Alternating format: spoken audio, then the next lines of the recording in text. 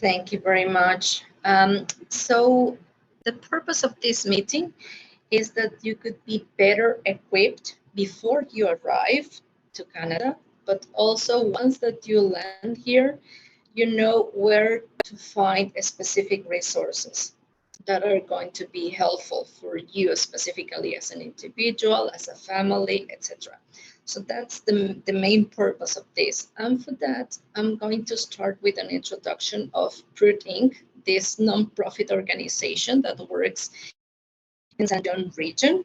And then we will have the Just One system with Daniela Fernandez explaining all the details about this amazing tool. And if we have some remaining time, of course, at the end, you can have your questions.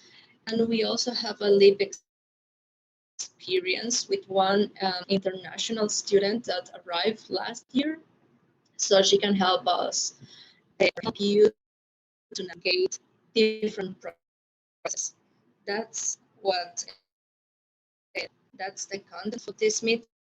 So I'm gonna start my screen. Can you see it? Yes, we can. Yes, no? Excellent, thank you very much. So PRUDE Inc. is an organization, is a non-profit organization, and this is an acronym. It's pride of race, unity, and dignity through education. So we work for the cultural diversity in this region, and I will explain you a little bit more about this wonderful organization. But the first part is the land acknowledgement. It is very, very important here in Canada because we need to understand and learn about Indigenous peoples and the First Nation that obviously they were a long time ago before us. So I would like to acknowledge the land on which I am living and working is the traditional unceded and unsurrendered territory of the Wolastoqey. This territory is covered by the Treaties of Peace and Friendship, which Wolastoqey, Mi'kmaq, and Passamaquoddy peoples first signed with the British Crown in 1726. The treaties didn't deal with surrender of lands and resources, but in fact recognized Mi'kmaq and Wolastoqey title and established the rules for what was to be an ongoing relationship between nations. So these are the First Nations that we have here in this region. About PRUDE Inc. So we have these pieces: consultation, training, and education. And the purpose of us is to integrate you in the society with different programs and events and services, okay?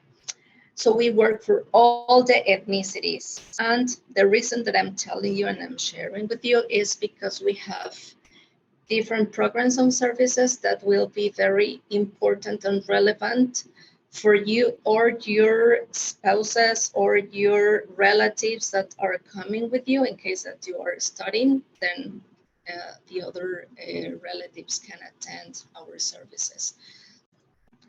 So we divide PRUDE Inc. into 3 different stages. The newcomer programs, that the importance is that we build and develop newcomer community connections.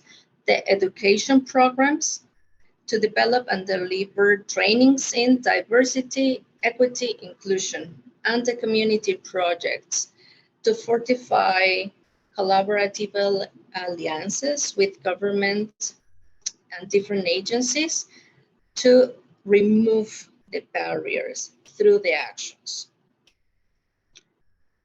Talking about the newcomer programs, I'm going to tell you 2 of them. So Come Together the Canadian Way is to strengthen the community connections, but in a relaxed environment. So we have the conversational English classes, but also we bring guest speakers to talk about different topics, and you can ask your questions directly. We also have the Newcomer Women Leadership Program. that is a 6-week program. And this is to help you gain more skills, more confidence, and are going to be very helpful for you in your professional experience, in your professional career. So once that you land, if you want to participate in these programs, please register, because the next one is going to start by September. And talking about the education programs, we have different kinds. The valuing differences is mainly for schools. So we provide presentations and workshops for schools, all kinds of schools, and for the teachers, obviously. But that also gives a knowledge, for example, about all the topics, all the concepts related to the diversity and inclusion. We also do, for example, an essay competition. We have the anti-racism education that is mainly for the workplaces. So the hiring managers, they can get more knowledge about these concepts and avoid biases when hiring.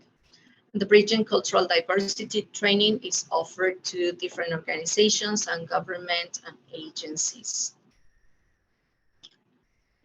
For example, in the anti-racism education, this program serves for the Black History Month, and within the whole month of February, we bring a lot of guest speakers and movies and cultural activities to increase this awareness about anti-racism initiatives.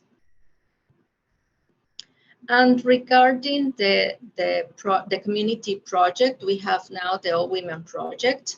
And the purpose is to address and remove systemic barriers in this region. So we have a committee of people that are analyzing the stories that we collected. In this committee, we have mayors, we have councillors, we have directors of different organizations, and all together we analyze the stories and we decide what are the actions that we're going to take in place.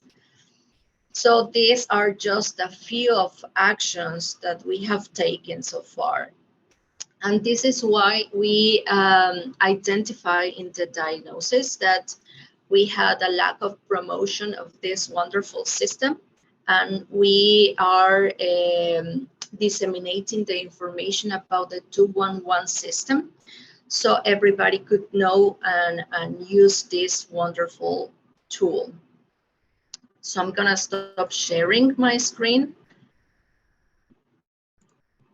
and I can return to this stage.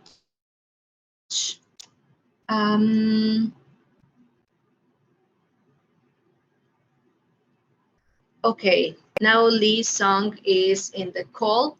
Lee, do you want to talk a little bit about PRUDE? Just for a few minutes. Yeah, I can certainly do that, Brenda. Thank you for linking me in right here.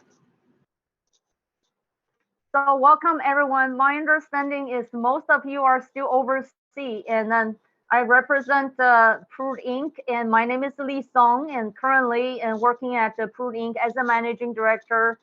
And it's just putting the smile on my face and at the beginning of the week, and to welcome people from all over the world and who are interested to come to New Brunswick.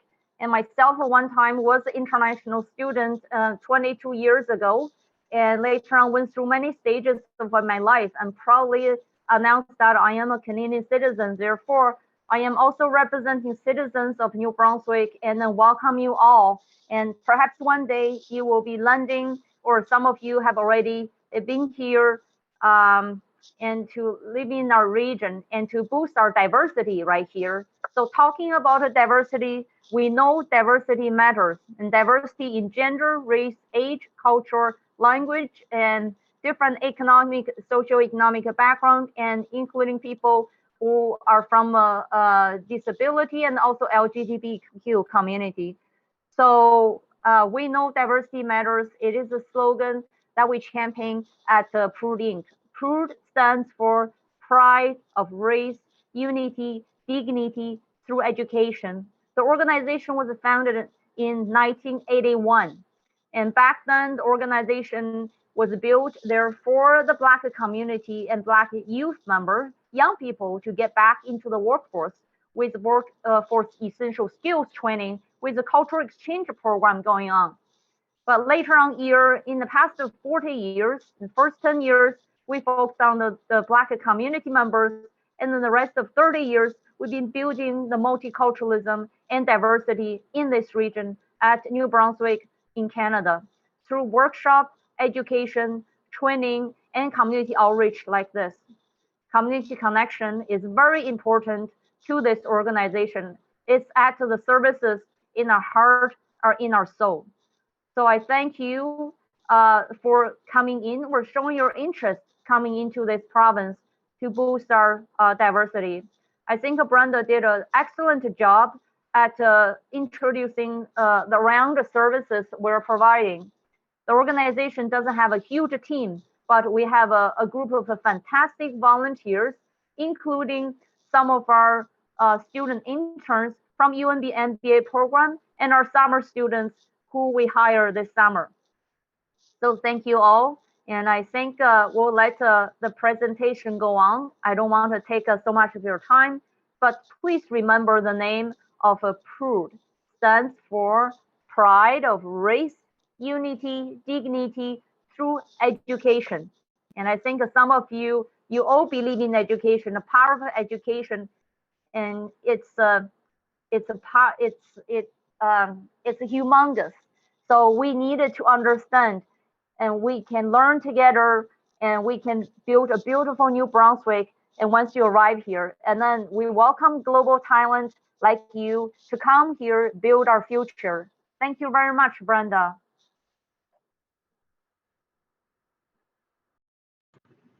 Thank you, Lee. Now we are going to start with the presentation of 211. Daniela Fernandez is the Director of Communications of this magnificent tool. Daniela, please, the floor is yours. You're a co-host now, so you can share. Thank you, Daniela. So good morning, good afternoon, good evening, everyone. Thank you so much for joining us today. My name is Daniela Fernandez, and I'm the Director of Community Engagement for the 211 New Brunswick Helpline, which is a service that we wanted to tell you about because it's especially helpful to newcomers or international students who move to our province and who need to find sometimes, tax support, medical support, social supports, community activities, community resources to help them in their own situation. So this is exactly what 211 was built for. So my goal for today is just to give you an overview of the service, what it is, how it works.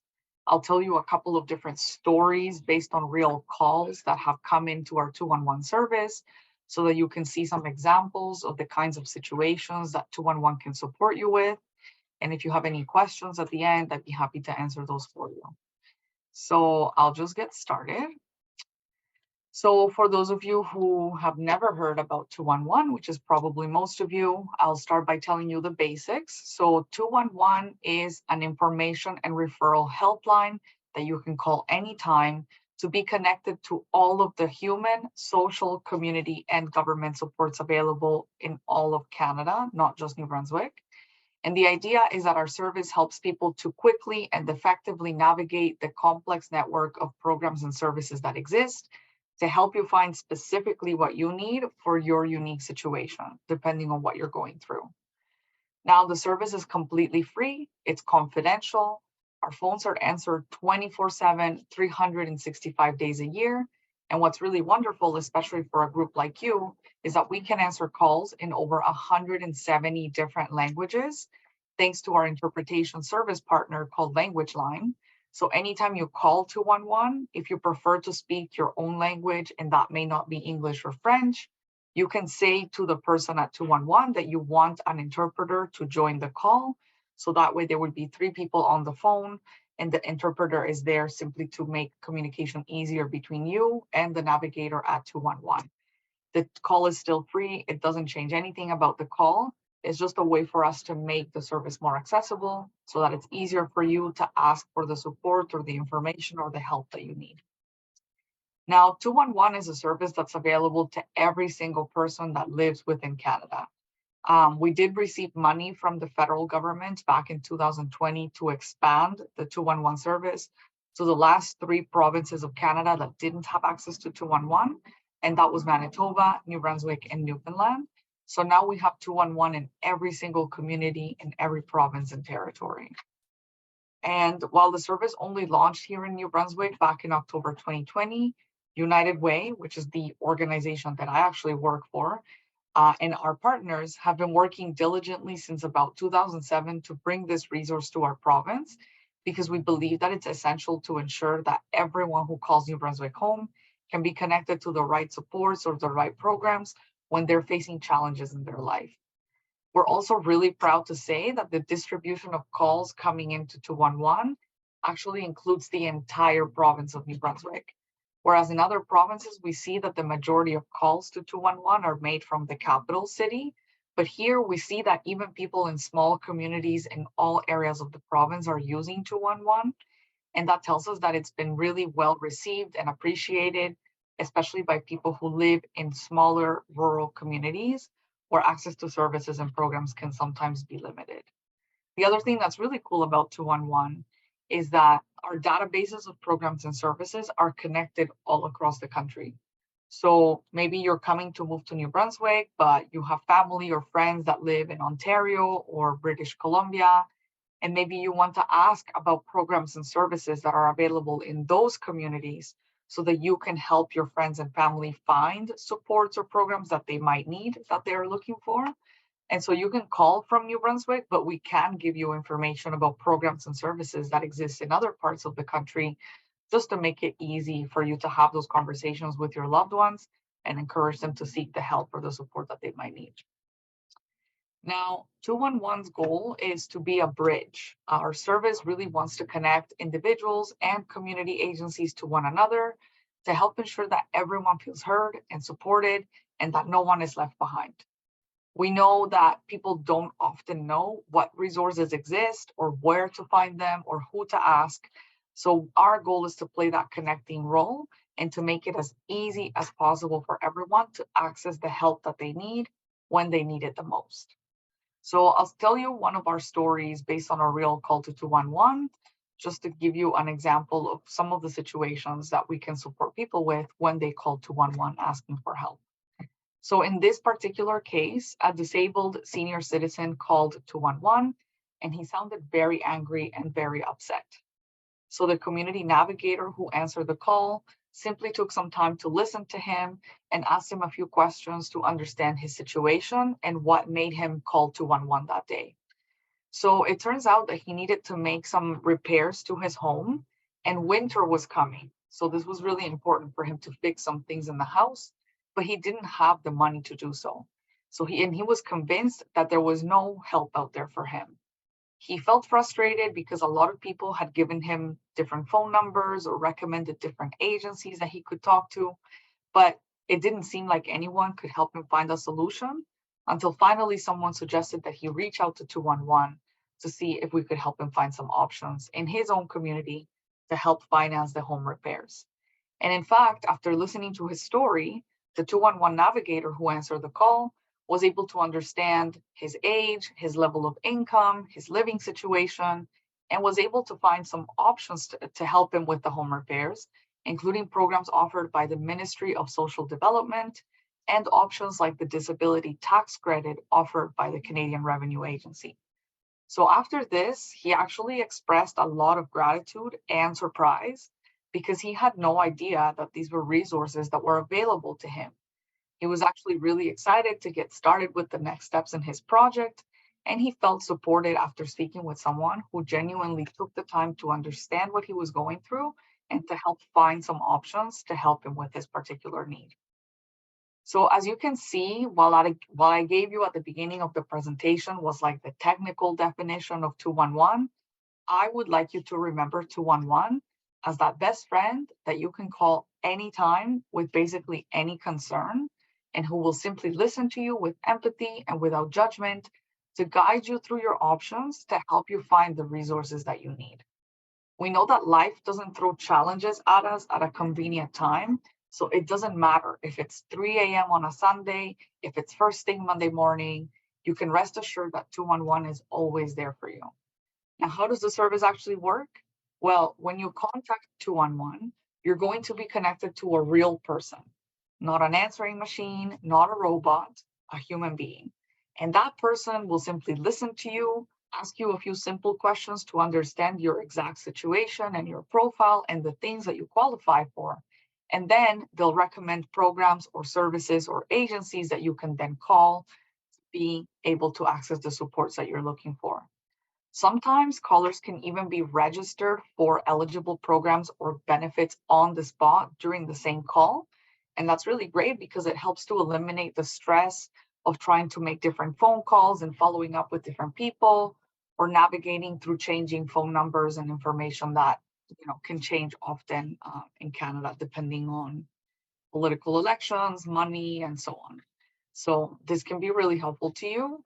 Again, if you're new, you're not quite sure who to talk to ask some questions that you have about how to settle in New Brunswick, where to find a family doctor, how to get your driver's license, whether you qualify for financial assistance from the government to help you pay for the cost of living or the cost of studies, you can always call 211. And based on your situation, we can make some recommendations from there. Now, just to give you another example of the kinds of programs and situations that, the kinds of situations that we can support people with. In this particular case, a mother of 5 children called 211 looking for help to find food for her family. So as the conversation went on, she shared that she wasn't working, her husband was working, but unfortunately, he was acting violent at home. So immediately the community navigator at 211 asked the mother if her and the children were safe, and the mother said yes. The navigator then asked her if she had all the resources and information that she needed in order to find support regarding domestic violence. And the mother confirmed that she was already working with a social worker who was helping to make a plan to get her and her children out of the home safely. So that was good. But if at any point during the conversation, the answers had been no, this call would have been totally different. So we would have probably involved 911, which is the number that most of you probably know that you call during emergencies, like when something is in a life or death situation. So if the family was in danger, we probably would have connected the call directly to 911 so they could obtain immediate support. And if the mother didn't have any information about domestic violence supports and services, we would have given this to her as well. But what she needed in that particular moment was access to food. And now that we understood a little bit better about the whole situation and what she was going through, she also received information on employment counseling, women's shelters, so that she could have a place to stay with her children if she needed to, utility assistance programs to help her pay the bills and the rent, and programs that could give food and clothing to her children so that they could be more comfortable and not worry about that as they made a plan to leave the home. So as you can see, we don't offer counseling directly at 211, but what we can do is support you by connecting you to the right programs and supports at the right time when you need help or when you're looking for information. So as you can see, that's the magic of 211. It's that human touch and that compassion that our community navigators who answer calls are able to bring to the service. Their role is to listen actively and with empathy to understand what you're going through. And this can make a real difference for people who could feel lost or totally overwhelmed, trying to navigate all of the community resources and all of the different government programs on their own. There's a lot. We know that it's not easy to just look up resources online, but then have to filter through pages and pages of information just to try to figure out what would be the best fit for your situation. So our community navigators are here to do that for you. They can do that research for you. They can find the best programs that could help you based on your profile and your situation. And they can help you whether you are the person that needs help or whether you are calling for someone else that you're supporting that's going through a hard time. So this is a really wonderful service. Now, our community navigators are professionals with backgrounds in social work, counseling, or psychology. So this actually makes them really well prepared to work with people who come from marginalized populations, people who are having a crisis in that moment, situations that need to be escalated to other emergency providers like 911 or the police or the fire department or a mental health intervention helpline and so on. So really they add a lot of value to our navigation service. And of course, they have to undergo a lot of continuous training to become experts at navigating community and human services. And it's this ongoing training that prepares them to navigate the changing landscape of programs and services that evolve throughout the seasons. So when you arrive in Canada, you'll find that, for example, tax season, like the time of year where all of us declare taxes and kind of settle our accounts with the government, is usually during spring. So February, March, April. So during that particular time of year, most of you will probably find yourselves trying to figure out, how do I file my taxes? Well, if your college offers a service where you can go and bring your papers and somebody can do it for you as a volunteer, that's great. If you don't have access to that, you can call 211 and we can tell you, hey, yeah, there's a free community tax clinic happening this day, bring these documents. We can help you with that, for example. So at different times of the year, we do receive calls about different kinds of things, depending on what people have questions about. So already I'm encouraging you to continue to remember 211 anytime you have questions that you're not quite sure where to get the answers to, and we can help you from there. So as I was saying, community navigators are there to assist you, whether you are the person in need or whether you are supporting someone else that's looking for help. That could be a classmate, it could be your roommate, it could be a family member that lives in another part of Canada, and so on. And the reason we make the service so flexible is because we know that it's not always easy to reach out and ask for help or to explain what you're going through, especially when you're struggling, and especially when maybe English or French is not your first language.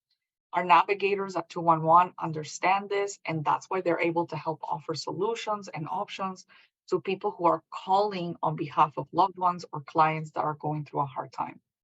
So, and just to tell you another story, in this particular case, a father called 211 on behalf of his adult daughter. So she had lost her job during the pandemic and she had to move back into the family home with her parents. So the father called to understand how he could help her find a way to live more independently in the community again. And while the community navigator was looking for some resources, the father started opening up a little bit more during the call to add that his daughter was really struggling with her mental health. He said that she was seeing a therapist once a week, but it didn't seem like enough support. So the navigator wanted to know if this was another area where he would like to find some supports for the daughter, and he agreed. So at that point, the navigator was able to expand her search to include not only affordable housing options and employment counseling resources, like was the initial ask, but also resources to help the daughter cope a little bit better with her mental health. So as you can see, that's the value of having someone who can really take the time to listen, who cares enough to help address all these complex needs, because life's challenges don't often happen in isolation. So our navigators, even if you have 1, 2, 3 questions, maybe more than one need, our navigators are able to help you prioritize that and help you find solutions or options to support you with all the different concerns that you may have, even during one phone call. So it's really great. Now, while it's really important for me to tell you what 211 is, it's really important for me to remind you what 211 isn't. So sort of where the 211 service kind of ends. So 211 is not a crisis or a crisis management or a counseling service. Community navigators are not necessarily trained to offer advice, but they are experts at the human, social, community, and government resources and services available to help you connect to the support that you need when you need it most. So what they do is they offer information and referral. The other thing that's really important to remember is that 211 is a non-emergency response line. What that means is that the service is a complement to emergency responders like 911, which I'm sure most of you are familiar with, movies and TVs and etc. So basically 911 is the phone number that we want you to call anytime you're facing a life or death situation where it's important that you have access to help immediately. But if your question is a non-urgent question, you can always call 211 so that we can help you, again, find the information or the referrals that you're looking for. Now, if you forget where to call and you're in a tight situation, you can call 211, even if it's in a moment of crisis, because our navigators will simply support you, or they'll aim to de-escalate the situation based on their training. But their goal would be to actually make a direct transfer to the appropriate crisis helpline or to 911 or the police as needed, depending on what you need. So if you are in a crisis, we want you to call the right number to obtain immediate support. But if you don't know what that number is, then 211 is able to help. This is why we call 211 the front door to help. Because when you call 211, we can do our analysis and simply understand what you need. And if you need to be connected to another service directly, we can connect the call, or we can simply provide you with the phone number so that you can make those phone calls after and continue to find the support that you need in your situation. I would ask if Priscilla could please turn off her mic. It's quite distracting for the presentation. Thank you. So I'll continue. So as you can see on the screen, we have lots of examples of the kinds of programs and services that we can refer people to. And they are incredibly broad. So anything related to financial assistance, access to food, programs for seniors, which is a really big part of the work that 211 and United Way do, affordable housing options, mental health supports, government benefit programs that come and go. So COVID relief programs was an example that we were connecting people to during the pandemic, shelters for women and young men, job training programs, employment counseling resources, supports to newcomers and international students, supports to families, to single parents, to members of the LGBTQ community, legal aid, you name it. These are just examples of the programs and services we can connect you to. So as you can see, our database is incredibly broad. And this, it really takes a village to make this happen, right? Like it takes support from the public, from the agencies that we're connecting people to, from you, because the more you tell other people about the service, the more you use it, the more you send suggestions or feedback as to how we can improve the service, the stronger a system we will continue to create to support people when they need it most. So as you can see, life can be hard, but finding help doesn't have to be hard. 211 is a tool that was made for everyone. Children can call, youth can call, teachers can call, students can call, newcomers can call, it doesn't matter. It's really for everyone. So next time you're looking for support and you're not quite sure where to find that help that you need, remember that help starts here at 211. So how do you actually access the 211 service? Well, it really is as simple as dialing 211 on any phone, and that should connect you straight to the service. If for some reason that doesn't work, you can also use our toll-free line. So that would be the second number you see on the screen. What's really cool about that number is that it also supports something called video relay service capability. So that's just a fancy name for the opportunity for people who are deaf or hard of hearing to use sign language to communicate through video interpretation to the navigators that answer calls at 211. The third number on the screen is our teletypewriter line. Similar, folks who are deaf or hard of hearing who use a teletypewriter device, they can use that line to communicate to the 211 service. You can also send emails to 211. So if you don't like speaking on the phone, or you don't have access to a phone, or you simply prefer to receive information in writing so that you can take your time and read through it and understand it, you can send an email to 211nb@findhelp.ca. So the same people that answer calls that have all those answers, they'll be the ones to answer your email with all those details and descriptions that you might need to know about the programs you're looking for. And we also have a website. So you can go visit nb.211.ca right now if you want to. And there you'll find the same list of programs and services that our navigators have at their fingertips when they answer calls at 211. So if you have access to the internet, you feel comfortable with technology and browsing the internet, It's a very simple website to use. You need to put in a location. So if you're all moving to St. John, then if you want to find programs and services that exist in St. John ahead of time, you can type in St. John as the location and then do a search for something specific. Or if you scroll to the bottom of the main page, we have categories that you can click through so that you can at least start becoming a little bit more familiar with the programs and resources available in the community that you're going to be moving to. So that can be really helpful. But if you need additional support while you're browsing the website, you can also chat in English or French only with one of our navigators who can answer questions about the website or about the programs you're looking for when you're browsing the site. So as you can see, we have lots of different ways to connect to the service. And it's possible that in the fall, we'll be testing our new app. So it would be even easier for you to have the 211 app and all these resources at your fingertips. You can save your favorites or the numbers that you refer to the most often and so on, so that as you continue to get to know your new community, you have a whole directory of all the programs and services in your community in your pocket. So stay tuned for that. I just want to take a minute to acknowledge all of the wonderful partners and supporters that make this essential service possible in our province. So we have financial support from the federal government, the government of New Brunswick, more specifically Social Development and the Economic and Social Inclusion Corporation.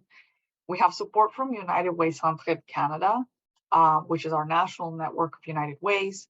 We have 3 United Ways that work in New Brunswick, so all of them support 211 as well.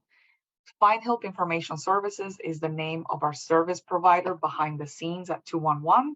So they're the ones that hire our navigators, they train our navigators, they maintain the database of programs and services and so on. And we also have a special partnership with an organization in St. John called the St. John Human Development Council, where they hire 2 people full-time, and their entire job is to maintain the database fully up to date, so that as we continue to grow and expand the service, they can add new programs and services to the database or make changes to it depending on what we need, and as programs and services change throughout the seasons. And then I also include community organizations because, as I said, it takes a village to build and maintain this kind of system. So we are often in conversation with community organizations like PRUDE, for example, who, if they have feedback about how to improve our service, or if they want to come and train our 211 navigators so that they have all the information they need to answer calls and connect people to their organization, then that's a great partnership as well. And I'm including you as part of our supporters because I'm confident that now that you have a little bit more information about 211 and how useful it can be, you're going to tell your colleagues, your classmates, your friends, your family about the service, and that helps us to continue to grow and strengthen the service as well. Last but not least, I just want to remind you that we do have an opportunity for the public to submit feedback and suggestions in terms of programs and services that we could evaluate to see if we can add them to the 211 database. So people can do that by submitting a form online, which can be accessed with the first link at the top of the screen here. And the second thing I want to mention is that since day 1 of our service in New Brunswick, so that was October 15th, 2020, we have been collecting data, anonymous data, because we don't collect any names or personal information from people who call, but we know where they're calling from and the reason they were calling. So their needs, right? So we have a lot of really interesting data at this point that helps us to understand what are the different needs in different communities in New Brunswick, what's making people reach out and ask for supports, where are there gaps in services, right? So maybe a lot of people in the St. John area are calling to access food, but maybe there's not enough programs to meet that demand for food in the city. So we know all these things about lots of communities in New Brunswick, and this helps us to share this information with different levels of government so that we can hopefully find more support to help people meet those needs in their communities. And we also share this data with the public in general and with community organizations who could find those stats and information useful when they're writing reports or when they're applying for financial support to justify how they're going to use that money to better support their communities. So anyone can go visit that link if you're curious about what's going on in New Brunswick. or maybe this could help you with one of your school projects in the following year, feel free to visit that link or reach out to me and we can talk about that as well. So finally, I just want to remind you that the connection between 211 and United Way is that 211 is a service that's trademarked to United Way. So it belongs to United Way and it's a service that's provided mostly by United Way across the country. So if ever you have an opportunity to volunteer with United Way when you arrive or to make a donation to United Way's community fund, you will be helping to make sure that someone gets the help that they need, and you will be helping to ensure the continuation of this essential service in our province and in our community. So thank you for that. Thank you for your time. That's the end of my presentation. Feel free to take my email down if you want to get in touch with me for questions or concerns after. But if you have any questions right now, I will stop sharing my screen and I'll happily answer questions for a few minutes before we wrap up. Thank you, Daniela. Thank you very much. We already have a question through the meeting chat, but if people in the audience would like to ask a question, please raise your hand so we can have a little bit of order. So the question that we have in the chat says precisely, thank you, I'm impressed with this initiative. I would like to know if I can volunteer for the 211 service, especially as it relates to senior citizens and women. Thank you. So that's a great question. At this particular time, our structure doesn't necessarily lend itself to having volunteers from the public support 211 within the service. But what we can always use help with is spreading the word about 211 because it's a relatively new service in New Brunswick. It's going to be 3 years in October since we came to New Brunswick. And there's still regions of the province where people don't know about 211 or don't really know enough to use it. So if you want to volunteer your time to help support some of these initiatives, spreading the word and telling others about 211 and encouraging them to use 211 is a really great support. If you're interested in volunteering to support senior citizen initiatives and women in your community, I don't know where you're planning to arrive, but if there's a United Way there, they are connected to tons of different organizations in your community. So they can also be a great place for you to volunteer. But 211 itself, like it's just me working in New Brunswick raising awareness about the service. And then there's 2 people who work from home who are trained to answer the phone. So they are employed by Find Help, who provides the service behind 211. So volunteering would be more of an indirect way to support us, really, just by telling others about 211. That would be really helpful. Thank you for the feedback. I'm really glad that you're all finding this helpful because it's a tool that was made specifically to help people like yourselves who are new in their communities, who have questions about where to go to find supports, things like that. So it's really great. I see there's another question that came in. Can 211 help regarding job search and can they offer training to those interested? So Any other? Yeah, so I'm gonna answer this quick question that came in via chat.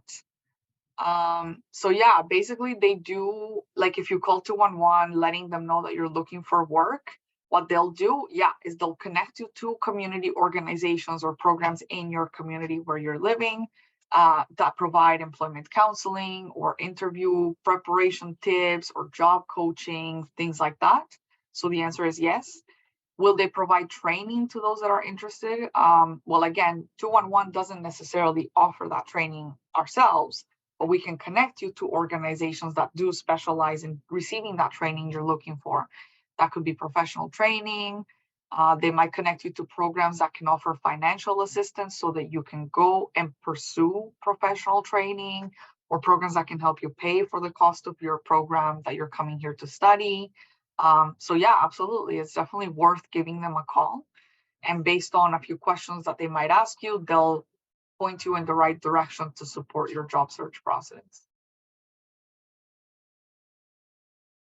Yeah, thank you, Camisola. So I see your follow-up question. How can we help in spreading this news? And do you have an existing platform to get this done? So yes, we are present on social media. So if you go on Facebook, Instagram, and Twitter, you can look up 211 New Brunswick and you will find our pages. So you can always reshare some of the posts that we've made there. You can encourage people to go like the page, things like that. If you're really interested in having more tools about 211, on our 211 website, so mb.211.ca, there's a little tab at the top that says engage with us or engage with 211. There you can actually download a PDF kit that I've put together, which has key messaging for newsletters if you're part of a group that's involved in sending information to the public.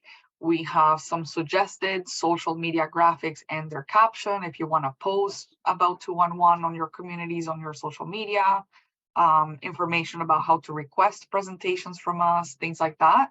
So that kit could be really helpful as well. It's mostly designed for community partners and so on, but if you're interested in that, it's on the website and you can download it anytime. So I'm not sure if that question is for me regarding 211, but the enrollment process, there's no enrollment process to engage with 211. Like really when you come to Canada, once you're in Canada, again, you can dial 211 on any phone and that connects you to the person that works at 211 that can then provide you information on all the different programs and services that can help you based on your situation, depending on what you need, right? So the service is free, it's confidential, which means that when you call, you don't have to say, hi, my name is so-and-so, I'm this age, blah, blah, blah. You can just ask your question, you know, like, hi, I just arrived in New Brunswick, I'm looking for work, I'm an international student. Is there any resources available to help me? It's that simple. So again, I don't know if that question was for me, but if it is, there's no enrollment process. You can just call the service or email the service when you need to. Hi, Fair. Thank you for your question. Yeah, absolutely. So that's actually a really common question because the medical system is different from province to province within Canada. So yeah, once you arrive in New Brunswick, you can ask, you know, obviously you can ask anything really, but you can ask, you know, how do I enroll on a waiting list to be assigned a family doctor? Or you can say, hi, I woke up sick today and I need to see a doctor. I don't have a family doctor. Where can I go? And from there, they can connect you either to 811, which is a similar service, but it's specific for health. Or they can say, hey, yeah, there's community clinics at here and here and here in your community. This is the phone number. Call them to make an appointment and so on. So again, any kind of question that comes up as you're settling into your life in Canada, if you have no idea who to ask those questions to, that's exactly what 211 was made for. So yes, you can call 211 to ask questions related to the medical system. And either they'll give you the answer or they'll connect you to the right service that can then assist you with your particular situation. So I'm telling the audience to please ask, feel free to ask, they should feel free to ask their question. Okay. Yeah, great. Because on this program, I've been receiving mails about accommodation, about the medicals, and so I expect them to ask more questions, especially on accommodation on this platform now. Okay. Yeah, I mean, I would say, like, if most of you are enrolled at a post-secondary institution, like if you're coming here as international students, it's very likely that your college will also have a department or an office that's meant to help you with some of that preparation before you come to Canada, including helping you find lodging, for example. Because yeah, that's definitely a piece that's not as easy to have access to through 211. Like we may help you find maybe financial assistance programs that can help you with the cost of rent or with the cost of utilities. But in terms of finding a house itself or an apartment, it's usually colleges that have a little bit more information or options or a list of apartments or things like that. So if you have questions for them before you arrive, I would be asking those questions sooner rather than later. So you can find accommodations before the start of the school year. Another question, do we collaborate with other nonprofit organizations? Yeah, of course we do. Because a lot of the work that we do is to refer, right, to connect our callers to those other nonprofit organizations that are offering services and programs like offering access to food or access to medical supports, access to financial services, mental health programs, and so on. And the majority of services included in our 211 database that we can connect people to are programs that are free or low cost, usually offered by nonprofit organizations. So of course, they're in constant collaboration with us and we are in collaboration with them, connecting callers to their services also. So it takes a lot of different partnerships to build this kind of system and maintain it, right? So yeah. Any other questions in the last few minutes? Seems like we don't have any further questions, but thank you again, Daniela, because this is a great tool and hopefully they can start their searching now so they would be better equipped. And in case that they have further questions, they can contact us or you. And also we will share the recording on our YouTube channel, the full recording, in case that you have some other friends or relatives that are coming as well to Canada or New Brunswick and specifically. And now Julie, who is an international student, and she already started her MBA program 1 year ago, so she knows all these processes. She can share a little bit about her experience and also in case that you have specific questions for her. But in case that Daniela cannot stay longer with us, thank you very much, Daniela. Thank you for this incredible support and for the great job that you and all the team in United Way is doing. Yes, thank you so much for having us. Please, thank you. Shu, Morning, everyone, or good evening. My name is Julie, and I'm from China. I'm currently in MBA program, but I'm in module 5, which means I'm gonna graduate in 7 weeks. So I know a lot of people here at MBA student, future MBA students. So if you have anything specific to ask me about the school or some of the setups, like some process for settling down, just feel free to ask me questions. well, in the meantime that they are deciding what are the questions that they could ask you, could you please tell us what would be like the main processes that they have to do just when they just land, or also please all you if you are not the international student and you are coming in some other streams, please bring your medical insurance. That's very, very important. Once that you get your SIN number, social insurance number, and that you can apply for the Medicare, then you are free. But in the meantime, we don't know if it's going to be like 1 month or month and a half, etc. Please bring your medical insurance.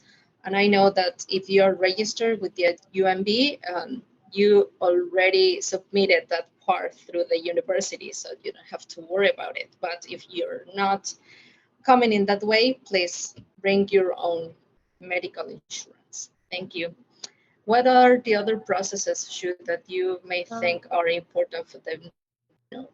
For me, the most important thing on my first day is to get a SIM card for my phone and a bank card for my family to transfer my tuition fee.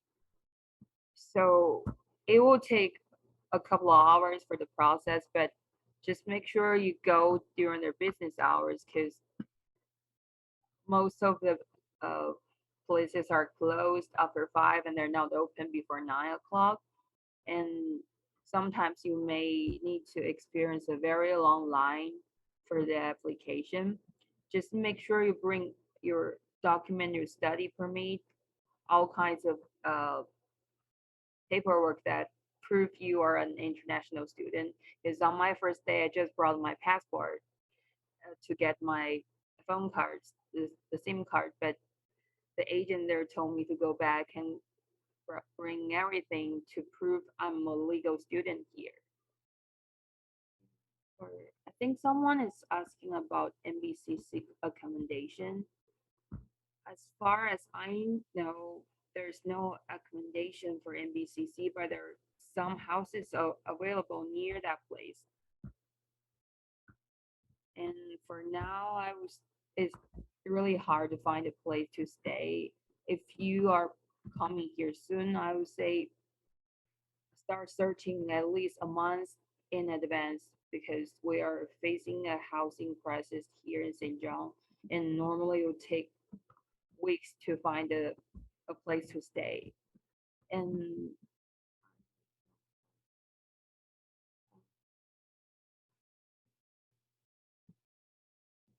I think Kemisola is asking about being a student with disability.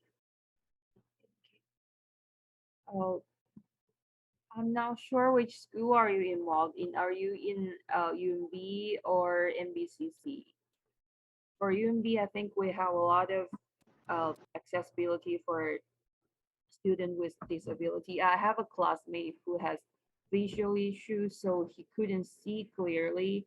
And for all the paper-based exams, most of exams are paper-based. And for the exams, he will have an special assistant to help him about all the explaining all the questions. So, and if you have other physical disability, there are a lot of accessibility on campus. If you need a wheelchair to travel, just don't worry about getting to your classroom. There will be uh, special special elevators to go to every corner of the campus.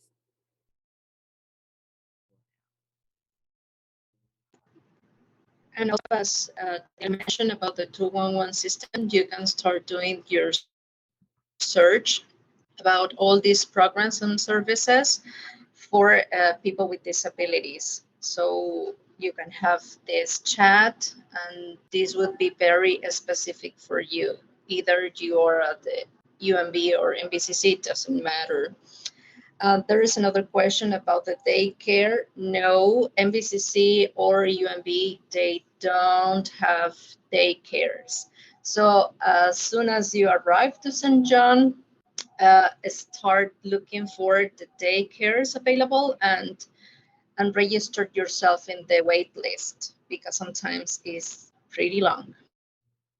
We have different options as the YMCA, for example, but the school doesn't provide that. There is another question, Shu, about the SIM cards. They're saying are conventional phones like Samsung or etc.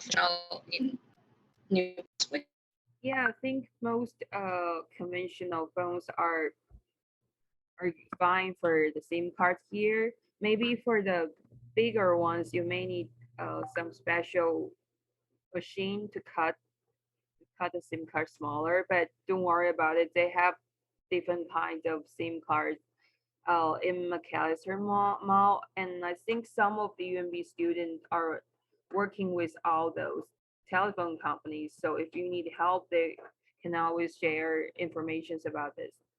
And for the group to update information for international students, I think I'm not quite sure which program you are enrolled in, but I think for most schools there is a group chat for international students, and I would say that would be the best place to gather information because different program may varies. Like for us, we have an MBA group, and I know there's some local group for uh, like Indian community or Nigerian community. And if you need to get into any of them, just message me and I'll ask my uh, classmate to help because I'm not in any of them, but I can always ask someone to add you in the group. Any other questions? And for the daycare, uh, most of my classmates here have more than two or three kids, and because there's no daycare available for now, so they always take care of each other's kids. So if you go to school, you drop your keys to someone else's place and you take care of their kids when they are not there. For now, it's the best way. Any other questions?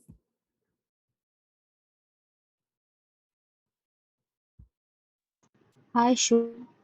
This is Shamila. I have a question regarding the immigration. I have registered myself as an international student, and I know my last leg of the flight is just 1.5 hour with a difference, and I'm not sure that whether this timing is enough for me to go ahead and collect my study permit and reach out to the last flight. So in case if I am not able, because I know that I have to collect my study permit, there is no other choice for me. I cannot skip that process and go ahead with my, to my flight. So in case if I miss my flight, what are the options I have? Do you have any idea on this? Oh, like you miss your flight for, do you mean the airline company or for school? I remember you As were, for that, yes, okay, for school, it took me around 10 days to receive my study permit, but it differs in different situations. So maybe no. you, Um, is, may I get Okay, sorry to interrupt. This is not for the school. I did get my permit to travel. So I'm just hoping that the flight which I'm going to travel, I'm talking about that. like layovers.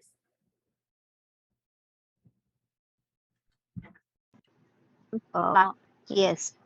So Okay, my layover time is only 1.5 hour, and I have been hearing. I did see some other group also discussing the same matter. They told that some of them could actually get their study permit within 30 minutes and some took really long time. So what are the options? If at all I miss my flight, what are the options do I have? Do I have to go ahead and rebook the flight, or do the airline helps me to, oh, the airline do some normally will help adjustments? you with that. If you miss one flight because of the long waiting line, they will probably reschedule another one. But oh, could you tell me where are you gonna make the uh connection, like transaction? Which city? Vancouver or Toronto? Yeah, In Vancouver? or not Vancouver. I have from Motcon. No, from Motcon. Phone. But which is the first city you arrive?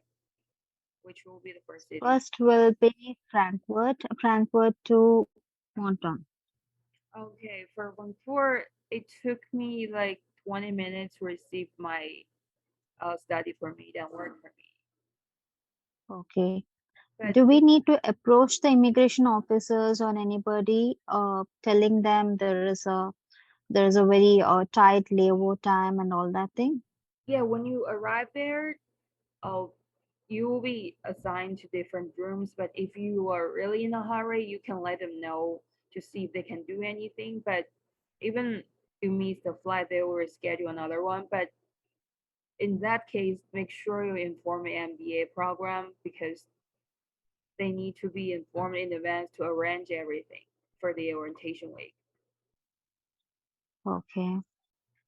Yep. Sure. Thank you. Are you traveling overnight or during the daytime? No, it's a day flight, so it's Oh, okay. Like the moment I reach Canada, it'll be daylight, so I'm sure I would be in a better hands. okay. Only thing is, I was not sure what I'm supposed to do, whether the airlines will do some help or whether I need to approach my booking in a different way altogether. Okay, they will probably help you because I know a lot of people face the same issue. But do inform the Okay. school because they're very strict on attendance. Okay, sure. Thank you so much. Okay.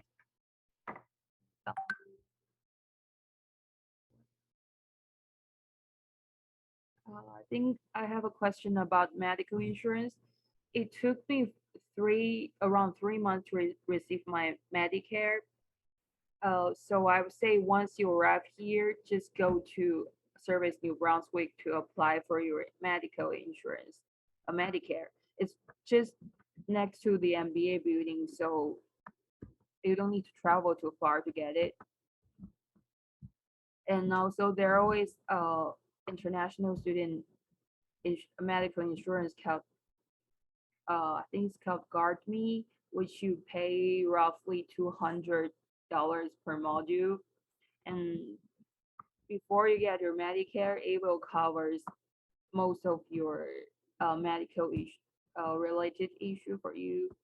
And you can also do that for your family. There will be a session to train people on how to apply for medical insurance during your orientation week. So don't worry about that. Emmanuel is asking about a short stay apartment. There are some Airbnbs available in St. John. If you plan to live with some friends after you arrive here, but you are looking for a place to stay for a couple of days, you can stay in Airbnb or hotels, but hotels are roughly 150 to 200 per night, which is really high. And if you are still looking for a place to stay and you are an MBA student or UMB's other program student, I would say living on campus is not really bad because the cost of living on campus is very close to living off campus, but you don't need to suffer from a lot of moving issue or conflict with your roommate. So for the first module, if you are now if you haven't find a place to stay, just stay on campus. My email. Also, the Chipman Hill Suites is a very common stay, so I'm going to share the link in the chat box for you to take a look on their website and their availability.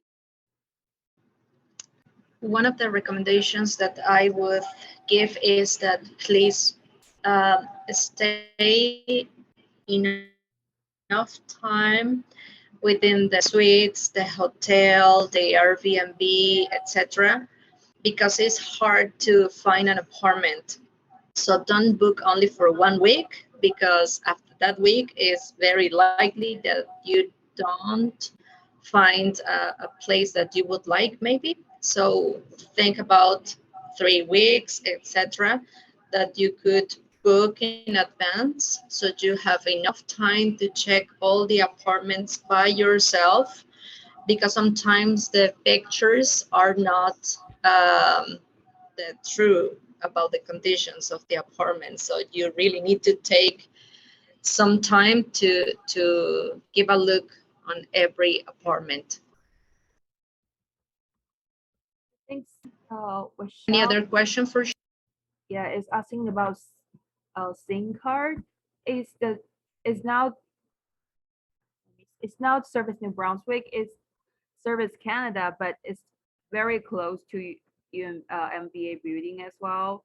So just bring everything, all of your documents, and stop by. It will take like 30 minutes to an hour to receive your SIM card, but they close at 4:30. Make sure you go before 2 because the line is very long and people are like they follow the process, so it may take them a while to proceed your application.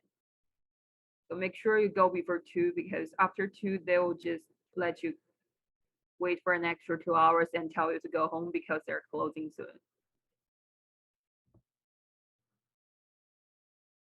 One more. You can also do that online, but I would prefer to do that in person because you will receive your SIM card on the same day. It will be a piece of paper actually. If you make an appointment online, maybe you want to check out their website, but I would recommend just go in person and take your card home on the same day.